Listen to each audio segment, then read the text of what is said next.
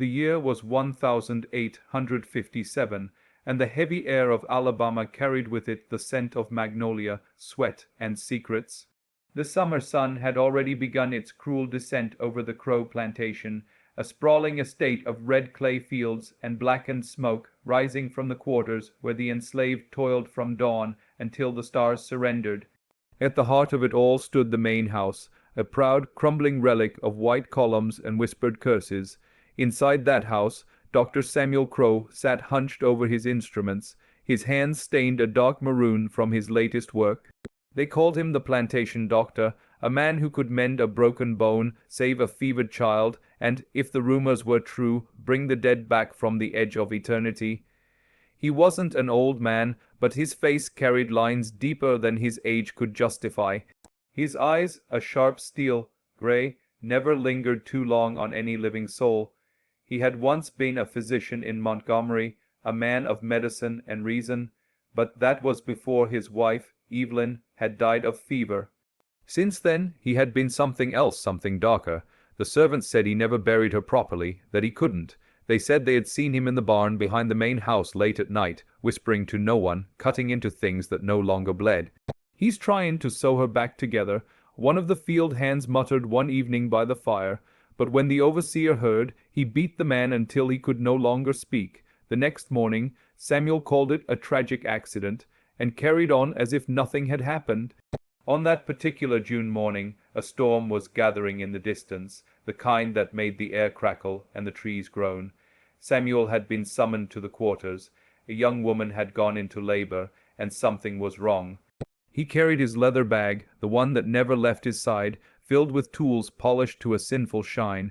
When he arrived, the slaves fell silent, parting like a tide. He could feel their eyes on him, filled with something between hatred and fear.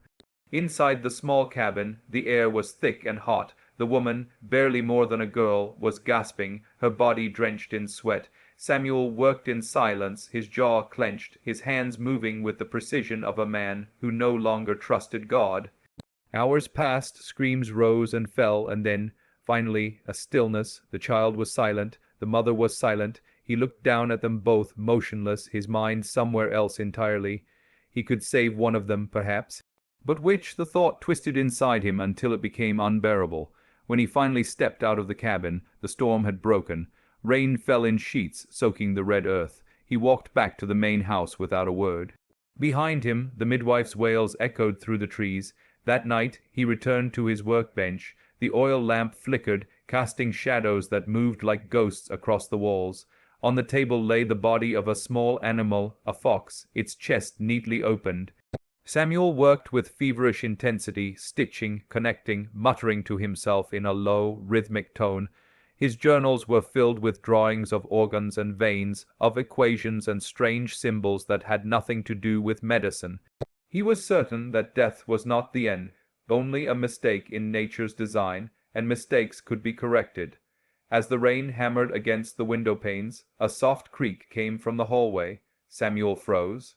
He turned slowly, his scalpel still in hand. The door to his study was half open. A small figure stood in the doorway. His assistant, Isaac, one of the house slaves. His wide eyes were full of terror. "Dr. Crowe," Isaac stammered. I saw someone in the field." Samuel's brow furrowed. "At this hour?" "Yes, sir, looked like Miss Evelyn." The doctor's hand trembled for the first time in months. He said nothing, just stared past Isaac, toward the dark window where the rain fell like a curtain. When he finally spoke, his voice was barely a whisper. "You saw wrong, boy. She's dead." "I swear it, sir," Isaac said. "She was walking near the orchard." Samuel rose from his chair, slow and deliberate. The candlelight caught the edge of his scalpel, glinting like lightning. He stepped past Isaac and opened the door to the veranda. The rain had eased, but thunder still rolled over the hills. Somewhere beyond the field, near the orchard, a faint light flickered, a lantern swinging in the distance. He walked out into the storm barefoot, his white shirt clinging to his skin.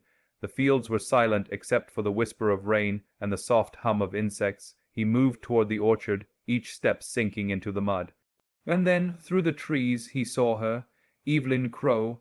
Her dress was the same pale blue she had been buried in. Her hair clung to her shoulders, her eyes dark and hollow. She stood perfectly still, her face turned toward him, as if waiting. Samuel's breath caught in his throat. He took another step, and she turned slowly, disappearing behind the trees. He followed without thinking. He didn't find her. What he found instead was the small cemetery where generations of crows had been laid to rest. The earth around Evelyn's grave was freshly disturbed. The next morning Samuel ordered Isaac to hitch the wagon. They rode into town under a sky still bruised from the storm. People greeted him with polite nods, unaware of the mud still caked to his boots or the hollow look in his eyes. He went to the general store, bought more thread, more bandages, and 2 bottles of formalin. The shopkeeper, a talkative man, asked if he was preparing for another epidemic. Samuel didn't answer. That night the barn was lit again. Isaac, lying awake in the servants' quarters, could see the glow through the rain. He could hear the faint hum of the doctor's voice, soft, coaxing, almost tender, but then came the other sound, a shuddering gasp, wet and uneven, like a person breathing through torn lungs. Isaac covered his ears. When dawn broke, the light was gone. Samuel stood by the barn doors, his shirt clean, his expression calm. But there was something behind him in the shadows, a shape on the table, covered by a sheet that did not quite hide the curve of a hand. 3 days later, rumors spread that a woman had been seen walking along the plantation road in the fog, barefoot, her head tilted to one side, her skin pale as river clay. The preacher called it blasphemy. The slaves called it a curse. Samuel called it progress. In the following weeks, his experiments grew bolder. He spoke little to anyone, ate nothing at the dinner table, and locked his study each night with a key he wore around his neck. He was seen carrying pails of blood from the barn to the well. Sometimes the wind carried strange sounds, a whimper, a laugh, the scrape of metal on bone.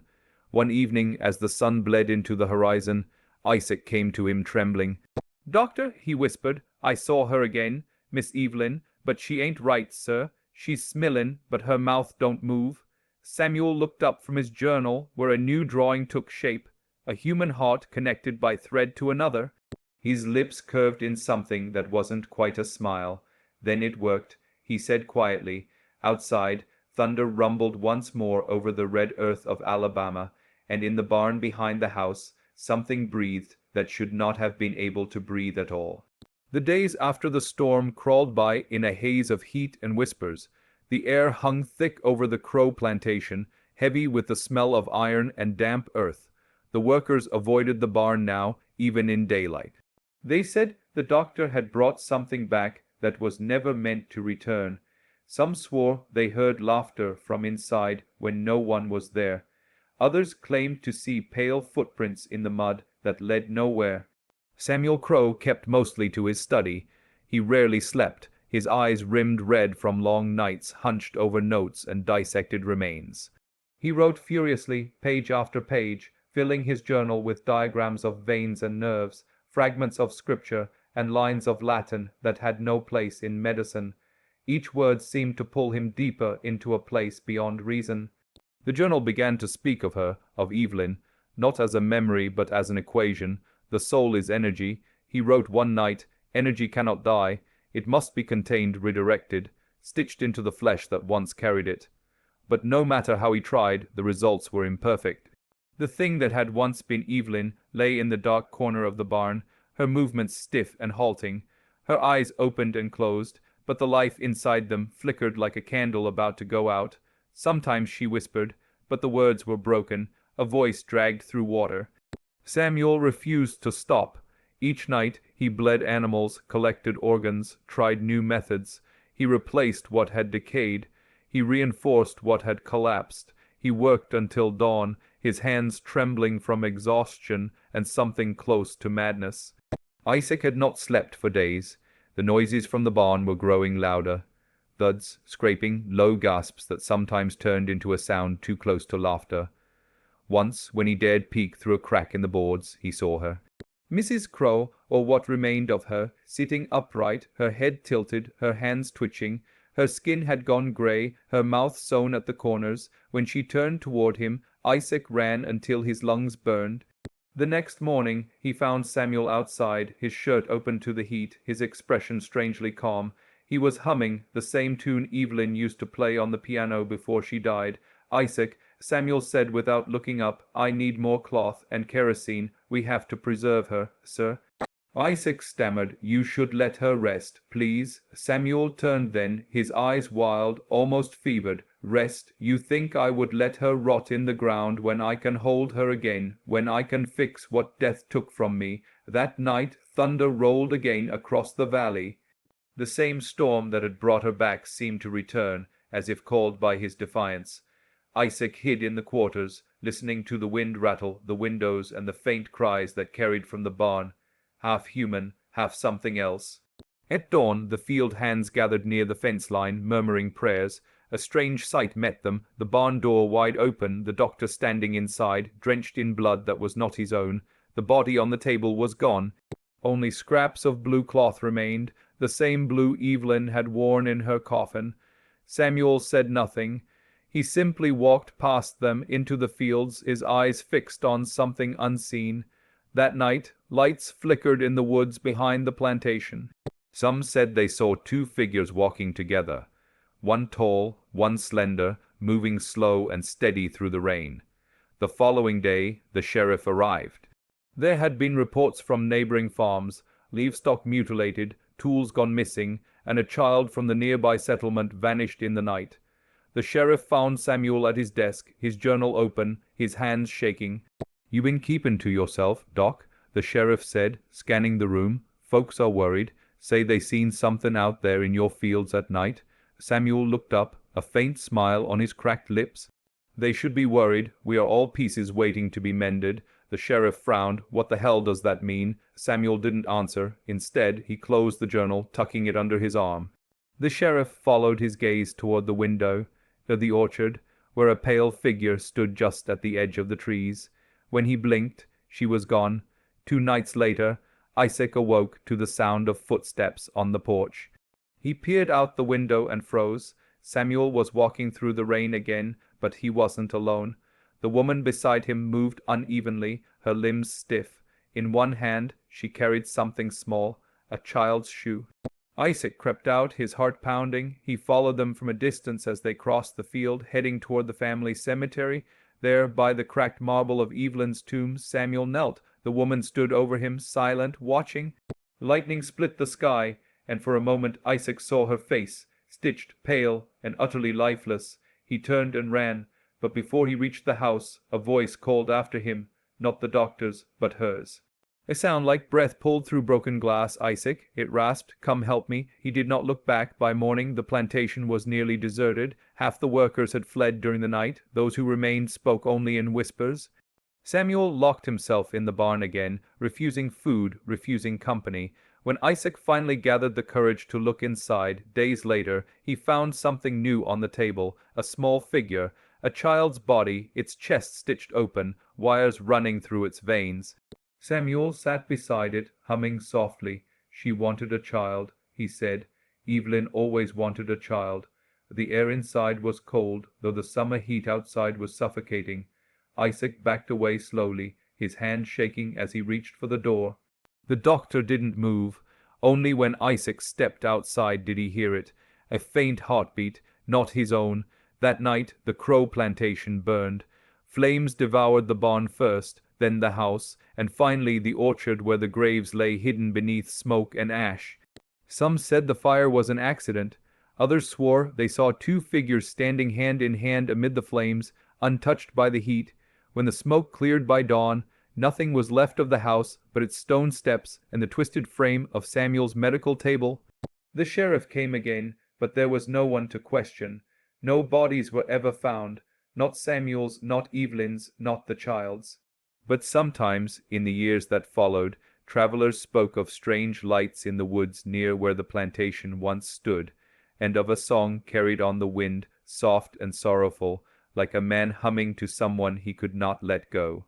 Decades passed, and the land where the Crowe Plantation once stood became little more than a scar on the Alabama countryside. The fields grew wild, overtaken by vines and moss. Travelers avoided the area, and even the bravest hunters refused to cross the orchard after sundown. The locals said the earth there was cursed, that no crop would grow, and no animal would linger, but memory, like the dead, has a way of resurfacing. In the autumn of 1891, a surveyor named Thomas Weller arrived from Montgomery. He was a practical man, trained in measurements and maps, not in superstition. The state wanted the land cleared, its borders redrawn. He had heard the old stories about the doctor who stitched the dead, the fire that consumed his house, the wife who walked again, but he dismissed them as Southern folklore. When he came upon the ruins, the air turned still, as though holding its breath. The foundation stones of the old house jutted from the soil like bones. The smell of wet ash lingered, though no fire had burned there for 30 years. That night he set up camp near what had once been the barn. The wind moved through the orchard, whispering through the black trees. His lantern flickered as he spread his papers, sketching the outlines of the land, but he kept glancing toward the hollow where the cemetery lay hidden beneath tangled roots. Something about that place pulled at him, a low hum in the back of his mind, faint but persistent. As the moon rose high, he thought he heard musics, oft far away. It came in short fragments, like the plucking of piano strings. He froze. The nearest town was miles off. The sound grew clearer, a slow, lilting melody that carried sorrow and devotion in equal measure. Then a voice, low and tender, began to hum along. Thomas grabbed his lantern and stepped into the darkness. His boots sank into the soft ground as he followed the sound toward the orchard. The trees grew closer together there, their branches twisted like fingers reaching for him. The air smelled faintly of formalin and decay. When he reached the old cemetery, the sound stopped. He lifted the lantern, and the light fell across a broken head. Evelyn Crowe, 1008, 132-1856. He crouched to brush the dirt away. The soil there seemed disturbed, as if something beneath had shifted. Then he noticed the footprints, faint bare, leading away from the grave toward the ruins of the barn. Inside, he found what was left of Samuel Crowe's workshop. Rusted instruments lay scattered across a table warped by time. A shattered jar leaked something dark and sticky. Against the far wall hung fragments of sketches, diagrams of hearts, eyes, and hands. One page, still intact, showed a figure divided by stitches, labeled in Latin, Corpus Redivivus. Thomas turned at the sound of a soft thump behind him. The lantern light trembled. A shadow shifted near the door. Something small, like a child, stepping into view. His breath caught when he saw its eyes, wide, glassy, and shining like wet marble. It moved with a strange jerking rhythm, and when it opened its mouth, no sound came out, only a faint wheeze of air. Then, as quickly as it appeared, it vanished into the dark. Thomas stumbled backward, his heart pounding. The air grew colder, his lantern guttering out. From somewhere in the dark came that same humming tune again, the doctor's lullaby. He ran. He didn't stop until he reached his camp, gasping for air. He packed his papers with trembling hands and left before dawn. But when he returned to Montgomery, he couldn't sleep. The music followed him, soft and insistent, whispering just beyond hearing. He started seeing faces in his dreams, a woman in blue, a man with gray eyes, a child with stitches across his chest. Within months his behavior changed. Colleagues said he stopped eating, stopped bathing. He spent his nights drawing diagrams of nerves and bones. One evening his landlord found him slumped over his desk, dead, a scalpel clutched in his hand. His last notes contained only one line, written over and over. He finished the work. After his death, rumors began again. Travelers through that part of Alabama spoke of lights in the fields, lanterns swinging in the fog. Some claimed they saw a man and woman walking hand in hand near the old cemetery, their silhouettes perfectly still even as the wind howled through the trees. Others swore they heard a lullaby carried on the air, followed by the faint sound of a child's laughter. By 1905, the state sent another team to survey the land. They found nothing left of the house or barn, but they did uncover a tunnel beneath the old foundations, a passage leading deep into the ground. The walls were lined with shelves of glass jars. Inside each jar floated a piece of something human, a hand, an eye, a heart, preserved as though time had never touched it. At the end of the tunnel stood a single iron table. Upon it lay 3 bodies perfectly arranged, a man, a woman, and a child. Each had been sewn with careful precision, their hands intertwined. The officials sealed the tunnel and burned what they could, but the fire would not take. The next morning the ashes were cold and the bodies were gone. Years turned into decades. The world moved on. But in the quiet corners of Alabama, the name Samuel Crowe was still spoken with dread. Children dared each other to walk the old road at night to see if they could hear the humming. Preachers warned against playing God. And the oldest folks, those who remembered the stories from their grandfathers, simply shook their heads and said the doctor was still working, somewhere beneath the earth, stitching eternity together, one piece at a time. On a summer evening in 1930, a farmer repairing a fence near the orchard unearthed something curious, a pocket watch half buried in the soil. It was engraved with the name Dr. Samuel Crowe. Inside, instead of a clock face, was a photograph, a woman, a man, and a child, all smiling faintly, their eyes dull and empty. The farmer took it home, meaning to sell it for the gold. That night, his wife woke to the sound of their child humming in the dark, the same tune the doctor once sang. No one ever entered the orchard again.